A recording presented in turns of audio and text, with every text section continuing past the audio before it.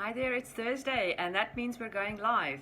Hope you all had an incredibly good rest over the festive season, and today we kick off and we learn a little bit more about beautiful aromatic plants and how they can benefit our health naturally. So my name is Tanya. Welcome to my page Botanicamy, an alchemy of soothing botanic ingredients. Today we're talking about one of my absolute favorite plants to grow in the garden as well, because it's one of those really easy ones, right? So very easy to grow, especially if you've got soil that's not that replenished. You don't even have to feed them that often. So it really is a good plant to grow for people who don't even have green fingers, right? So let's get into basil.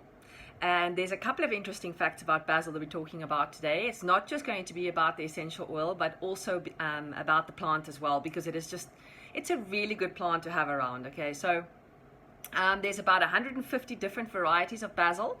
It's obviously part of the peppermint family, or the mint family, I should rather say. Obviously just not as strong as peppermint. So there's different varieties. Green, Jerry, hello. She's saying she also grows basil. Yes, it's a very easy one. Hello, Marie. I can see you've just logged in. Welcome. Yes, we all like to grow basil. And after today, if you don't grow basil yet, please go and get some seeds, or go and find a neighbor with green fingers that can give you some seeds, because it's just a beautiful culinary herb to have around. Hello, Shirley. I can see you've also just logged in. So I have several varieties growing in my garden. I used to grow purple basil just because I like the look of purple. It's one of my favorite colors. More than that, I've got clove basil. I grow Thai scented basil, which has got sort of an aniseedy licoricey taste, which is really good to flavor cooking. There's the regular sweet basil that most people are familiar with. There's even something called bush basil, which grows a little bit more with more little branch kind of. They're not as, the stems are not as thin and flimsy as you would see with sweet basil. Sweet basil is the one we use very often, that you find in things like caprese salads, or it's the one that doesn't have a too overpowering taste. It's just really delicious. Hello, Elke, welcome all the way from the Netherlands. And Yolani, welcome. Glad you could join my talk today on basil. So I was going on about all the basil in my garden, right? So definitely a firm favorite of the clove basil. I really like cooking with Thai basil. My friend actually gave me some sweet basil the other day for my birthday, which I was really happy about, because this time of the year my garden gets really hot, and then obviously all my basil starts going into seed, and then the leaves themselves actually start tasting a little bit more flowery. The fragrance from the plant, as well as the taste, actually completely changes as soon as those flowers start to appear for the plants to go and make some seeds. And if you're growing heirlooms, especially like I do, where you like to seed your own plants and grow from your own sort of batch for the year and grow them again next year, obviously they do tend to go to seed a lot quicker, because they've not been genetically modified to suppress that gene. All right, so mine do go to seed. So when my friend bought me some of these for my birthday the other day, I was incredibly grateful, because that at least meant that I could take some basil with me on vacation, because I do like to cook with basil very, very often. So that one's got to go into the ground now. It's been nursing in my kitchen for a while, and that's going to go into the ground soon. And then I also have, what was another one that I've tried? The clove basil is actually quite interesting as well, because it gives that sort of clovey taste to the food. So it's a really easy one to have around. And the reason why, I also used to have Tulsi basil, by the way, holy basil. Now that is the one that is incredibly good for the nervous system. They actually make tea from that to calm you down. It helps you sleep as well. And this is whereas most of the basils are actually the annuals. Remember that holy basil, or Tulsi, is, yes, Jerry just reminded me about the holy basil. Thank you, Jerry. Holy basil, or Tulsi, is actually a perennial, and it grows like a tree, believe it or not, a very short shrubby tree. But yes, mine unfortunately did not make it past the last winter. I had several evenings of black frost, so it didn't survive. I'm definitely going to have to go to my friend up the road who didn't get such bad frost this year, and go and get myself a little piece of that plant and start regrowing it, because that one is actually so powerful. It's very good practice just to walk in your garden. I like to just eat a basil leaf, because it's very refreshing to your mouth. It's like almost tingly, but the tulsi or the holy basil is so incredibly potent and strong, it actually makes your mouth numb.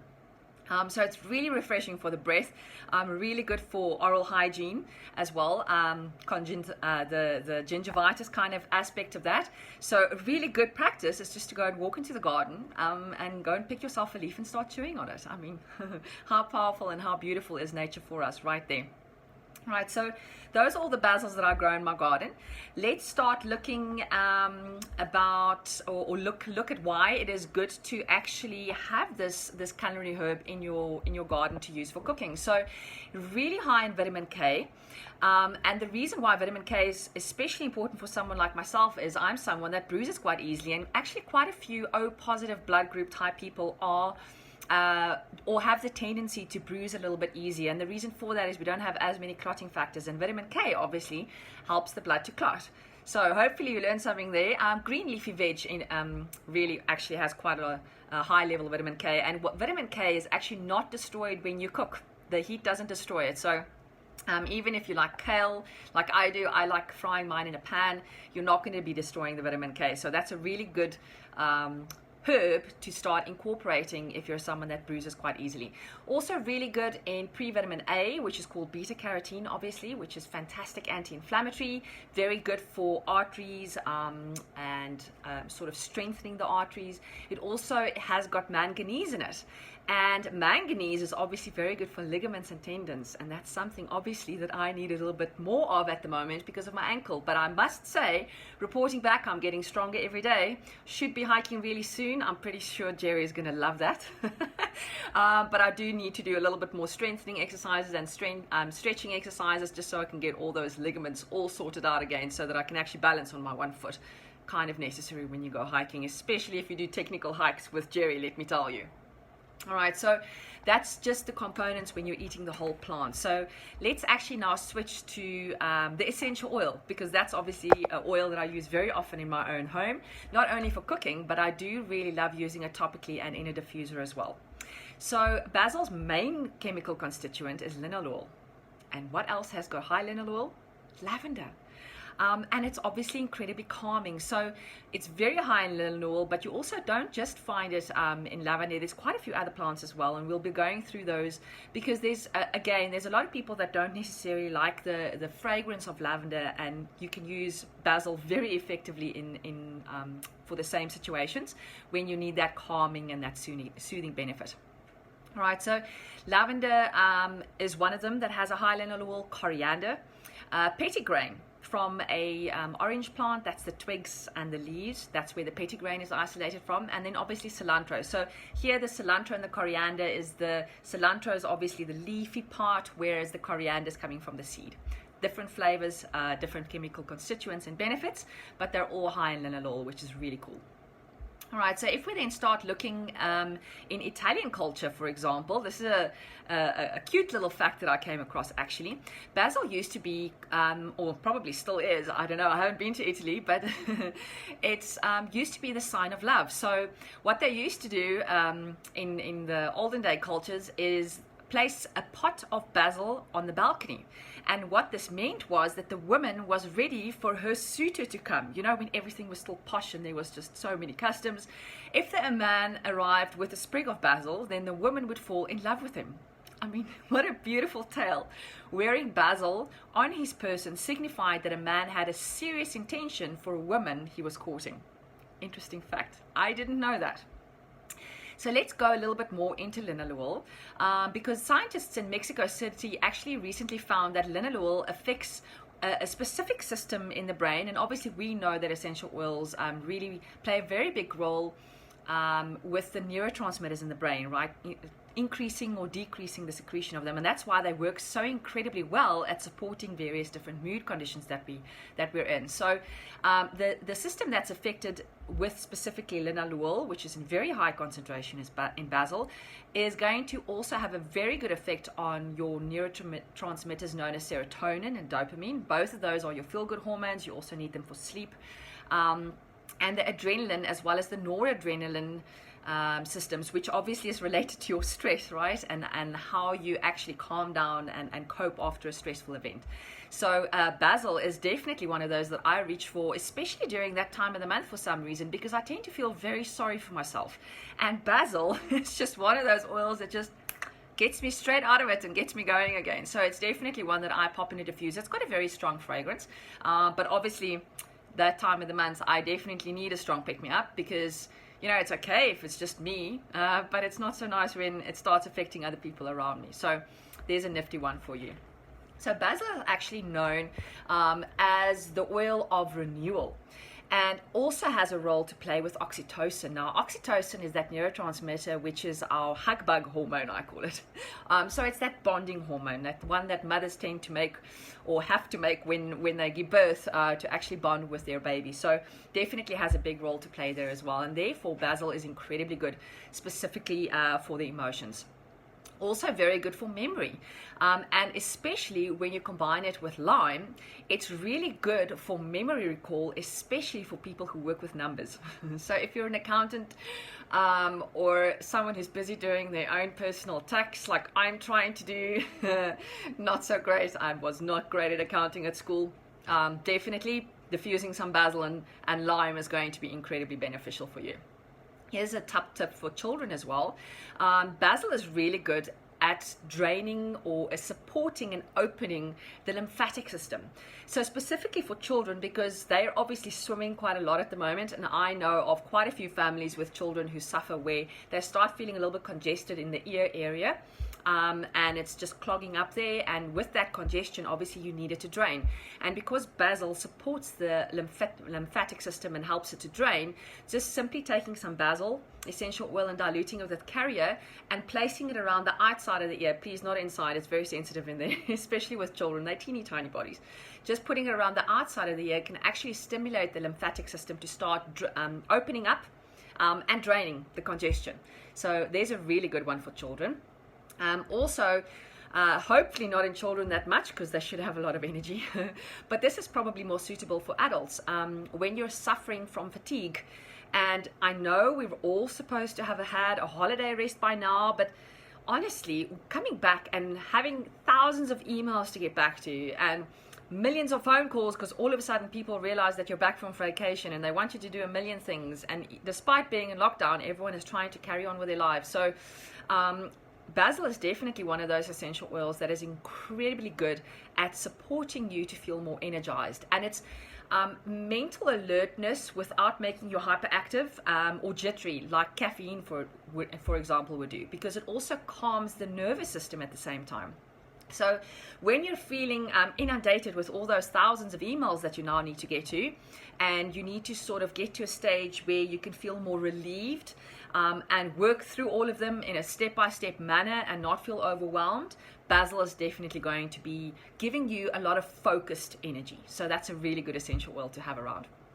All right, so let's also start thinking about mental fatigue. So not just when our bodies are feeling tired, but mental fatigue as well. And a lot of us are suffering from mental fatigue conditions at the moment because of all the things that are going around in the environment at the moment, and people are really getting a lot of anxious feelings about what's going around. I can see some very angry comments flying around on Facebook. People really getting affected by the energies that are going on. Even though we're very far away from America, for example, I just saw this morning all these comments coming through from whatever happened in America yesterday. I don't watch the news, so I actually didn't see. But basil is definitely going to help those people who tend to not just look at something and observe, but sort of take it on board. And that's obviously something that we are going thicker skins to now, is to not take on board everything, because otherwise we are going to be walking around like wrecks most of the time. Okay, so definitely start looking into incorporating basil. I mean, it's something we cook with quite a lot. I cook with it incredibly often, but using it more therapeutically in the essential oil format, specifically to support the mood, is going to be fantastic. Now, remember the manganese that I said that was in the plant that supports the ligaments and the tendons. The essential oil itself obviously doesn't contain vitamins and trace minerals, because those are not aromatic compounds. But basically, basil has been shown to be incredibly effective in supporting muscular sort of cramping, I would say. So it's an antispasmodic. So when you are dealing with an inflammatory condition as a result of muscle spasms, basil is definitely going to be a really good essential oil to be using internally because of the anti-inflammatory benefit, but also topically right there, localized, where you need the working of that essential oil to give you some support. Also very good with the inflammatory conditions, in a sense, because it's very high in antioxidants, and anything that is high in antioxidant support is really good for the body to have a healthy inflammatory response instead of having that chronic inflammatory response. So definitely an essential oil to start using. Now, when we think about the muscle spasms and those kind of scenarios, you're also then going to understand why basil is so incredibly effective when you are cramping in the abdominal area, the smooth muscle, especially when you are having menstrual difficulties. That is definitely an essential oil that can also be tried, simply applying it topically to the lower belly area. Also for people who have inflammatory conditions and discomfort in their joints, whether this is from certain conditions that are hereditary or because you're drinking too much alcohol, for example, definitely that discomfort in the joints. There's quite a few information pieces around that is actually showing that basil oil can be used to support those kind of conditions. And that, then again, it would be really good topically to simply put it in that specific area. So you can see basil is actually all around a really good essential oil. And probably the last one that I just want to mention is it's really good for oral health care as well. So all of you may have seen earlier in the week, I posted a really nice shower scrub recipe because of the mood enhancing benefits that basil provide, but more than that, the antibacterial benefits. So the cleansing power and the antibacterial benefits of making a low toxin home cleaner, really supporting there, but it's really good for oral care. So if you are someone that does oil pulling, for example, try adding some basil essential oil to your coconut oil or sesame oil or whatever oil it is that you are doing your oil pulling with, because there's actually quite a few nice studies showing about the supportive effect it has for anti-gingivitis. So there we go, quite a few uses for basil essential oil, and obviously this is the normal one. This is the Ossisum basilicum. It's not the Tulsi basil, right? But definitely a really good essential oil to have around. So go and grab yourself a bottle if you don't have one yet, and definitely start growing them. I should have seeds dried up really, really soon. So if you want to pop by and come and collect some seeds, please do so as well. So thank you so much today for watching my episode on basil. Hopefully I'll see you again next week, Thursday. If any of the information was relevant to someone that you know, please feel free to share the video. I will also then obviously go and upload it to my YouTube channel. And for those of you that haven't noticed, I have discovered TikTok. It's a whole new world out there. Okay, so also go and find me on TikTok. My tag is Tanya Botanicamy, and I'll be creating some stupid silly videos on there just for some fun. I think we all need to make 2021 a little bit more uplifting and happy. So see you guys next week, Thursday, or go and catch you on YouTube when you watch the replay. Thank you so much. Cheerio.